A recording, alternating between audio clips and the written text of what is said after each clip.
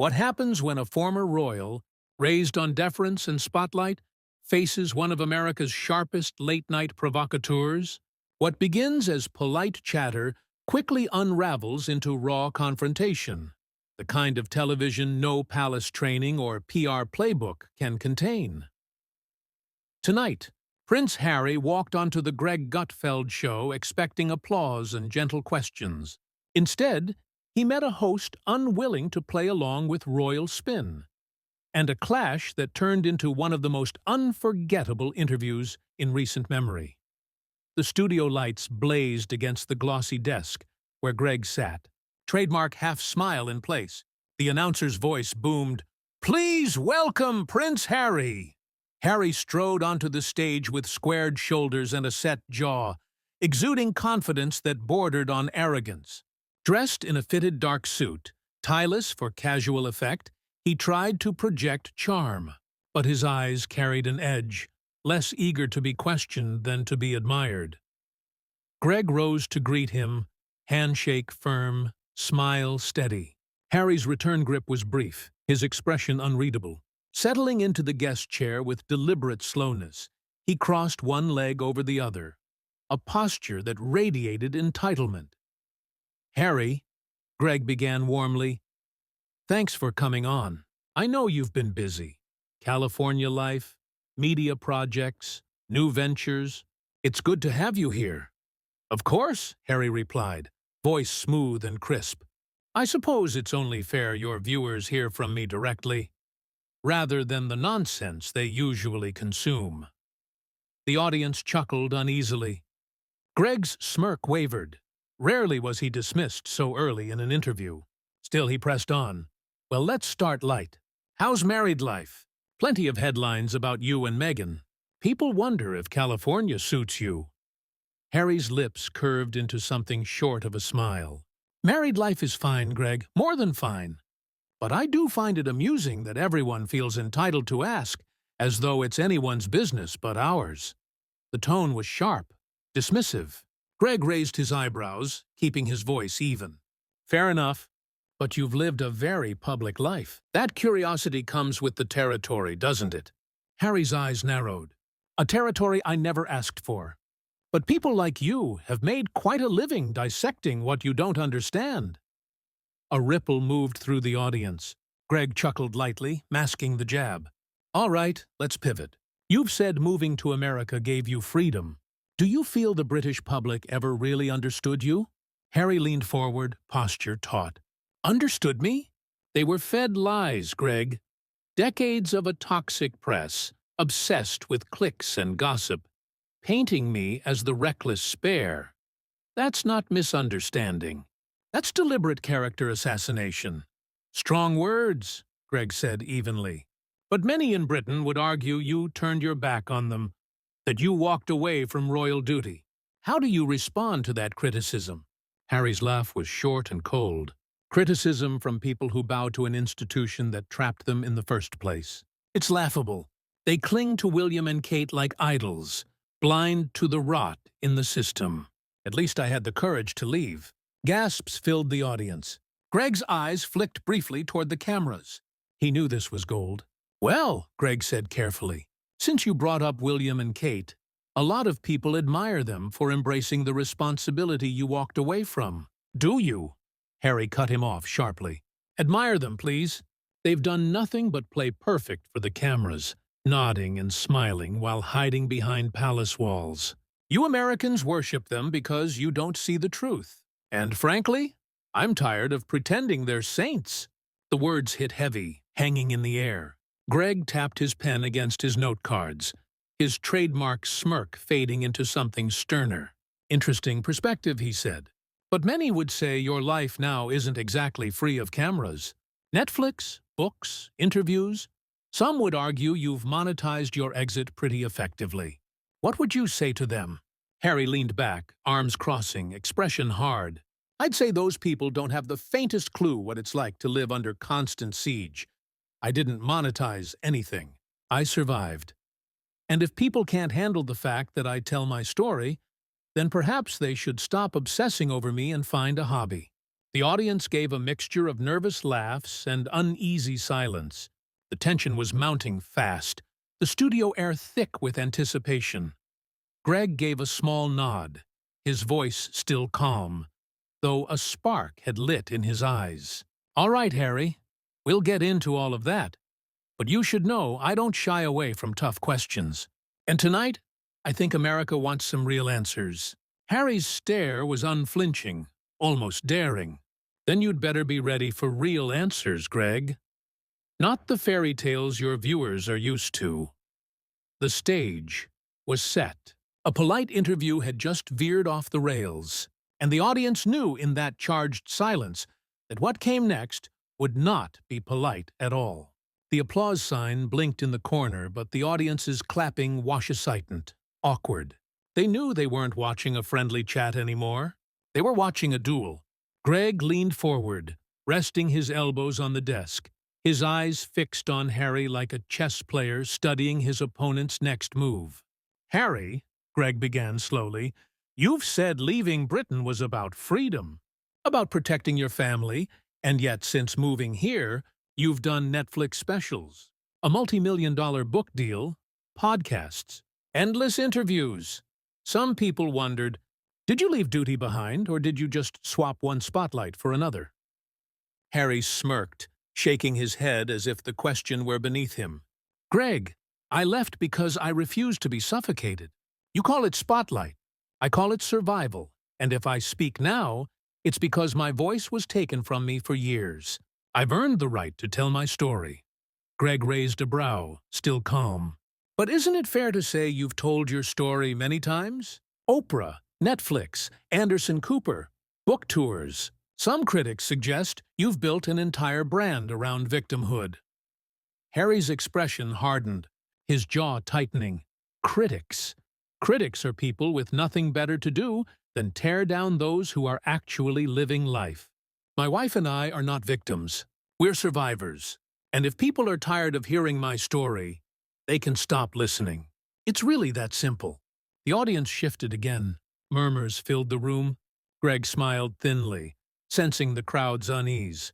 "Let's talk about Meghan then. Your marriage is constantly in the headlines. Rumors, speculation, whispers of tension.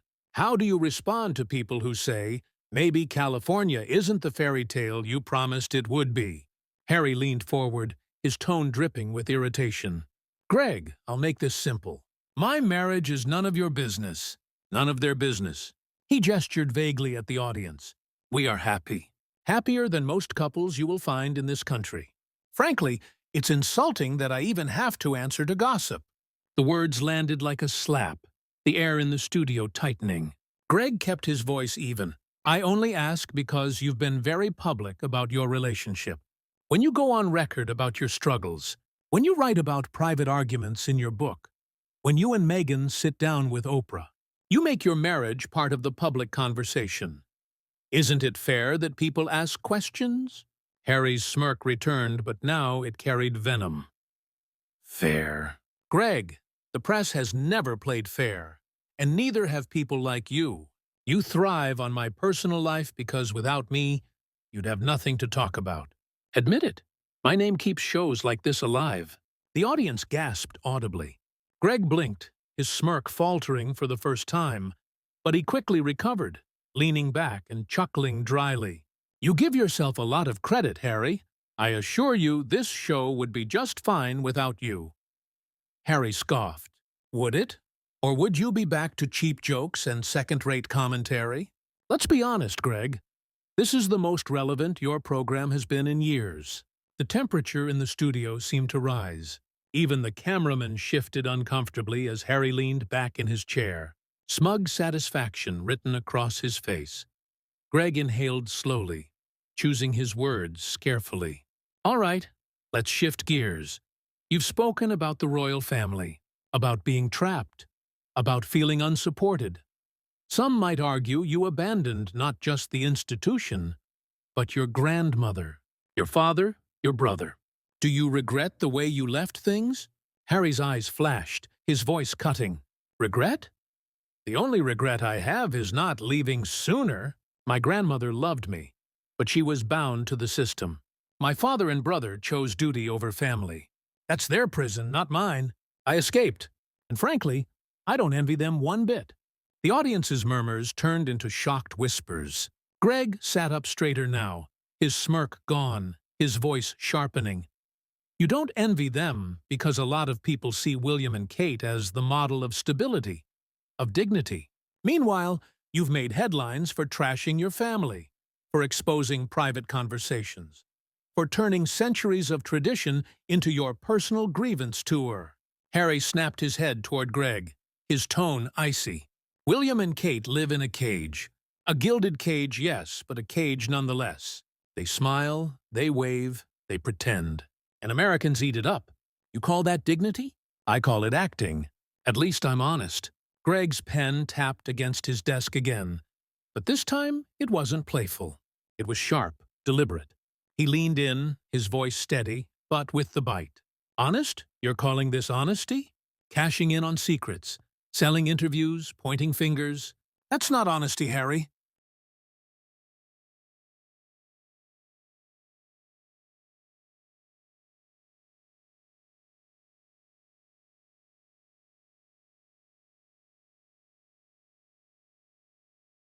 That's opportunism.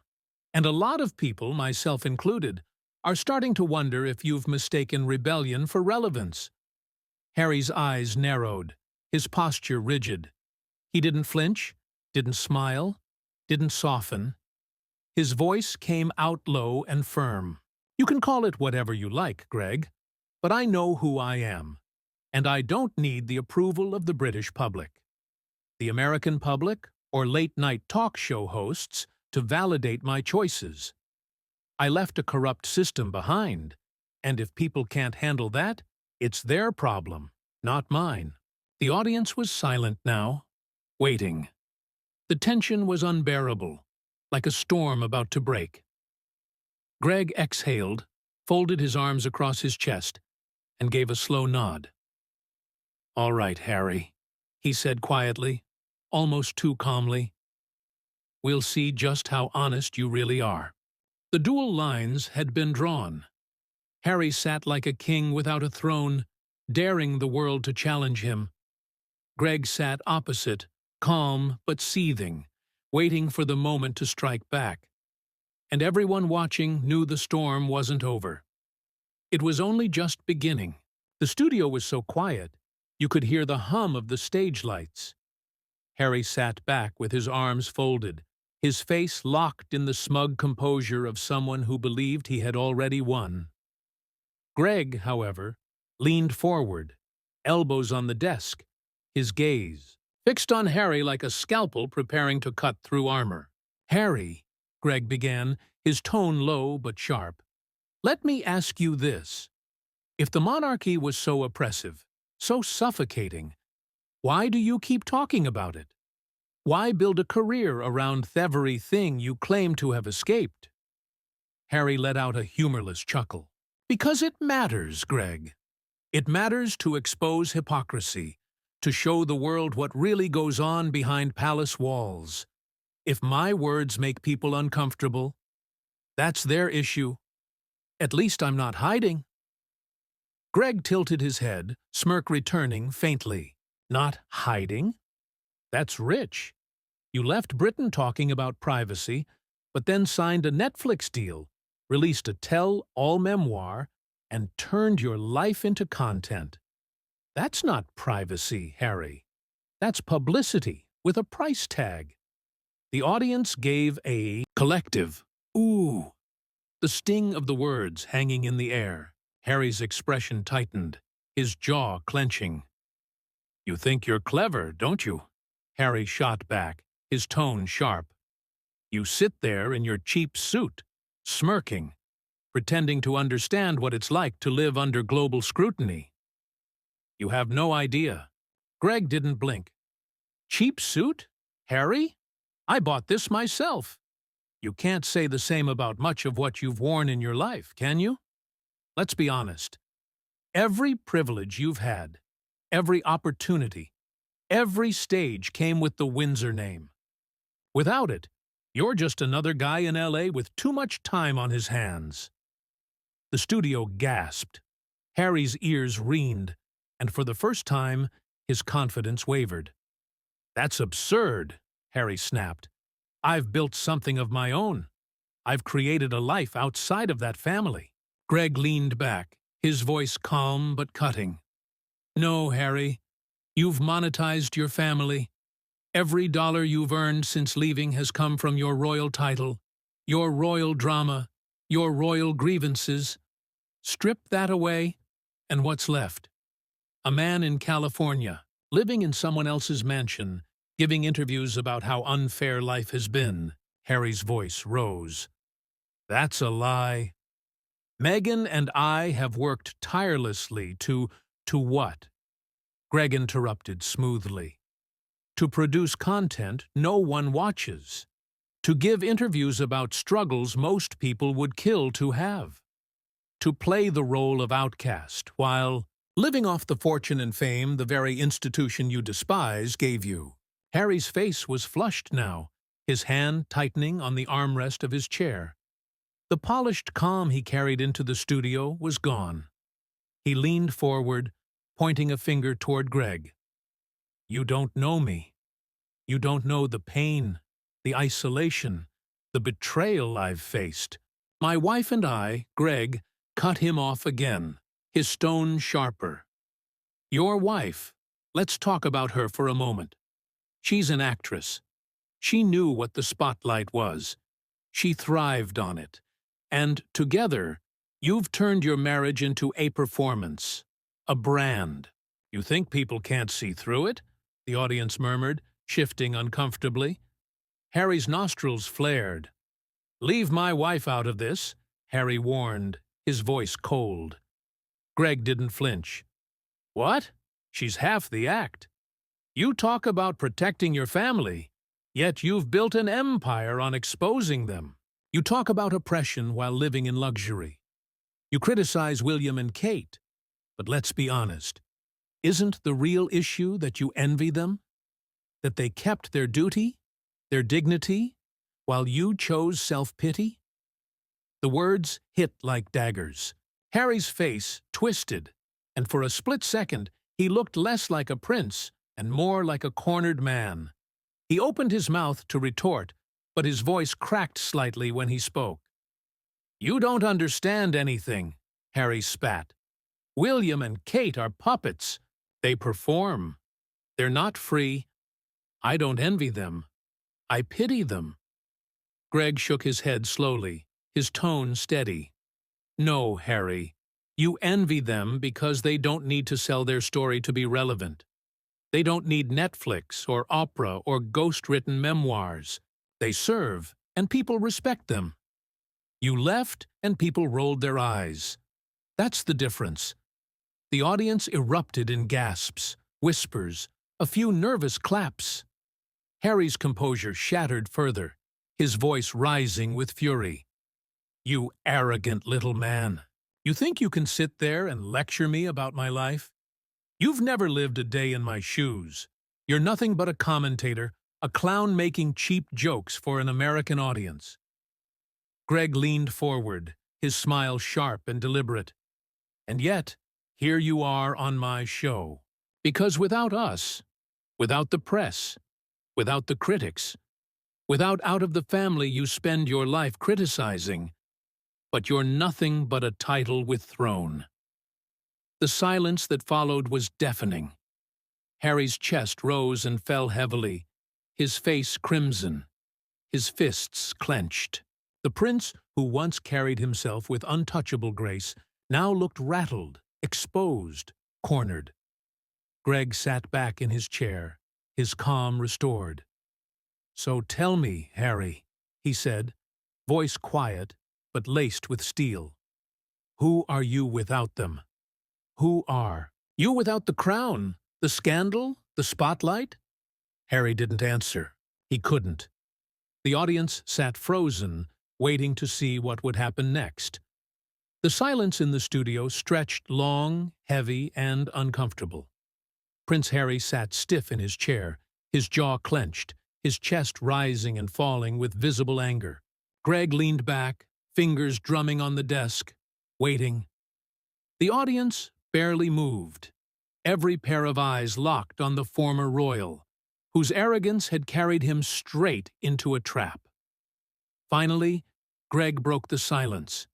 His voice was calm, but each word landed like a hammer. "You know, Harry, there's something fascinating about you.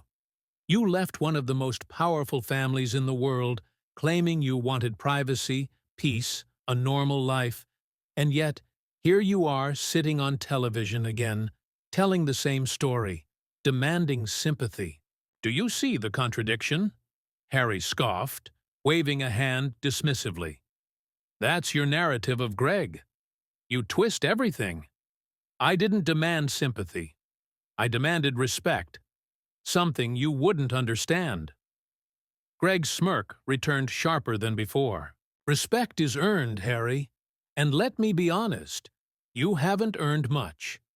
You talk about escaping the monarchy, but you've built your entire identity around it. Strip away the royal drama, the titles, the grievances. What's left? Who are you?" Harry's cheeks flushed red. He leaned forward, pointing directly at Greg. "Who am I? I'm someone who walked away from an oppressive system. I'm someone who refused to be a pawn in my brother's shadow. I'm someone who Greg cut him off, his voice rising for the first time all night. You're someone who abandoned your duty. You're someone who cashed in on your family name while tearing it down. You're someone who spends every waking moment reminding the world that you're miserable from the comfort of a mansion most people couldn't dream of affording." The audience gasped audibly. Harry froze, his hands still raised, his face tightening into a mask of fury. Greg pressed on, no longer pulling punches. "You talk about William and Kate like they're trapped. No, Harry, they're respected. Because they stayed, they serve. They honor the role they were born into. And deep down, you hate it. You envy it because while they stand tall, you're here so begging for relevance, trading secrets for checks, pretending to be the rebel when really you're just lost." Harry shot up from his chair, the scrape of it against the floor echoing through the stunned studio. His face was crimson, his voice shaking with rage. "How dare you? You don't know me. You don't know my family. You don't know the hell I've been through. You sit there mocking, sneering, safe in your little chair while I've lived with threats, lies, betrayal." Greg stood too, meeting Harry eye to eye, his voice hard as steel. And yet, somehow, William and Kate survived the same family, the same press, the same palace without burning it all down. The difference, Harry, is that they grew up. You didn't. You're not a survivor. You're not a leader. You're not even a royal anymore.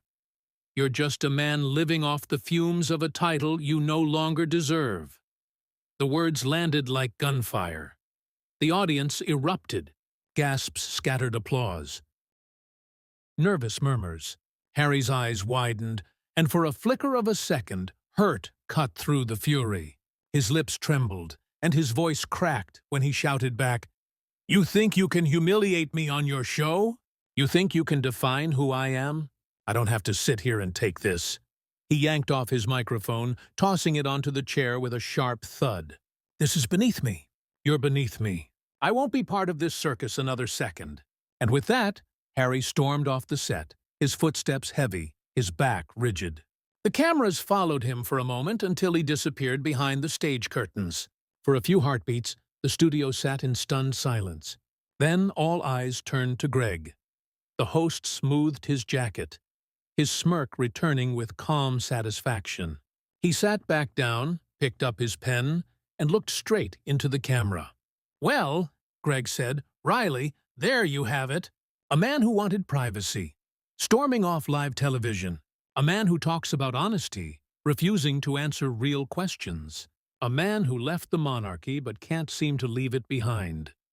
The audience broke into applause, some cheering, others still buzzing with shock.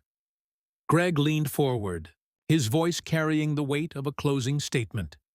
Here's the truth. Titles don't make character.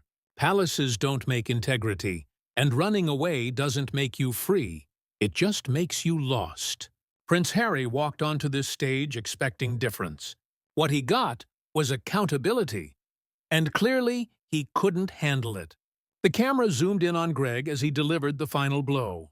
Ladies and gentlemen, that was one of the most extraordinary interviews we've ever had. We'll be right back. The lights dimmed, the music swelled, and the audience erupted once more. On social media, clips would spread like wildfire within minutes. Headlines would scream about the prince's meltdown, and Greg Gutfeld would sit at his desk, calm and composed, having just dismantled one of the most controversial figures of modern royalty. What do you think really triggered Harry's meltdown? Was Greg too harsh, or did Harry finally face the accountability he's been avoiding? Let me know your thoughts in the comments below. I read every single one. If you enjoyed this story and want to see more explosive interviews, dramatic clashes, and behind-the-scenes confrontations, make sure you hit that like button, subscribe to the channel, and turn on the notification bell so you never miss what's coming next.